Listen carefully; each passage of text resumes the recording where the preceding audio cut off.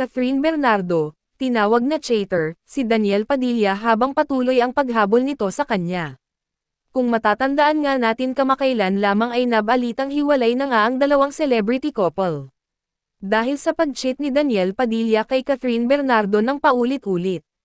Isang kontrobersyal na tagpo ang naging usap-usapan ng bayan ng tahasang tawaging, cheater, ni Catherine Bernardo si Daniel Padilla sa gitna ng paghabol nito sa kanya. Ang eksenang ito ay naganap sa isang press conference na nauwi sa tensyonal na sagutan. Mainit na balita ngayon ang patuloy na paghabol ni Daniel Padilla kay Catherine Bernardo, ngunit tila nagiging mas komplikado ang sitwasyon. Tama ka dyan. Sa isang emosyonal na sagutan, tinawag ni Catherine si Daniel na isang traitor. Ano nga ba ang pinag-ugatan ng lahat ng ito? Narito ang ulat. Sa isang press conference para sa kanilang bagong proyekto, biglang naputol ang diskusyon ng diretsong tanungin si Catherine tungkol sa estado ng relasyon nila ni Daniel. Tahasan niyang sinabi na wala na sila, at hindi rin maibalik ang kanilang relasyon. Hindi na pwedeng balikan ang dati.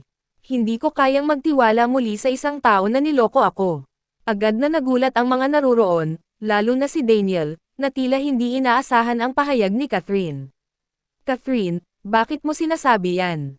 Hindi kita niloko. Ngunit nanindigan si Catherine sa kanyang sinabi. Daniel, alam nating pareho ang totoo. Hindi ko na kailangang ay detalye pa.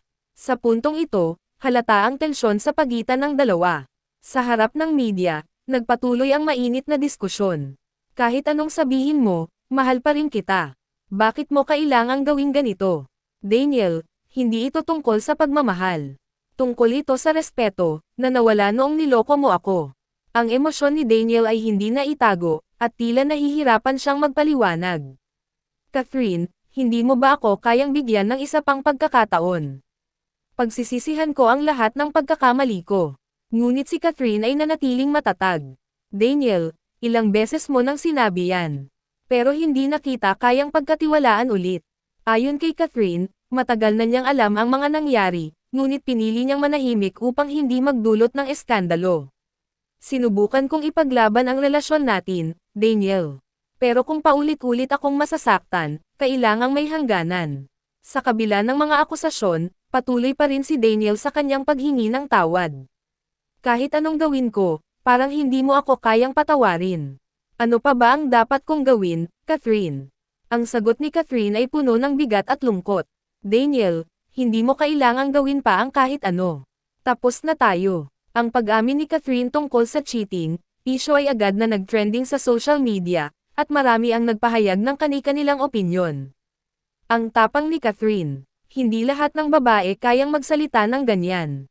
Kung totoo man ang sinabi ni Catherine, dapat talagang humingi ng tawad si Daniel. Sa kabila ng kontrobersya, hindi pa rin nawawalan ng pag-asa si Daniel. Catherine, kahit anong mangyari, nandito lang ako. Maghihintay ako hanggang sa mapatawad mo ako.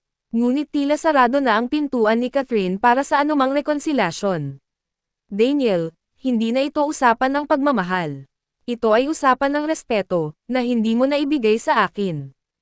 Habang mainit pa rin ang usaping ito, hindi maitatangging malalim ang sugat na iniwan ng kanilang relasyon. Napakabigat ng mga binitiwang salita ni Catherine.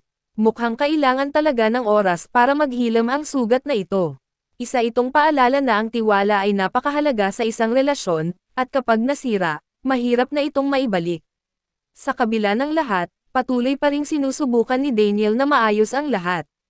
Ngunit ang tanong ng marami, may pag-asa pa nga ba, o ito na talaga ang dulo ng kanilang kwento?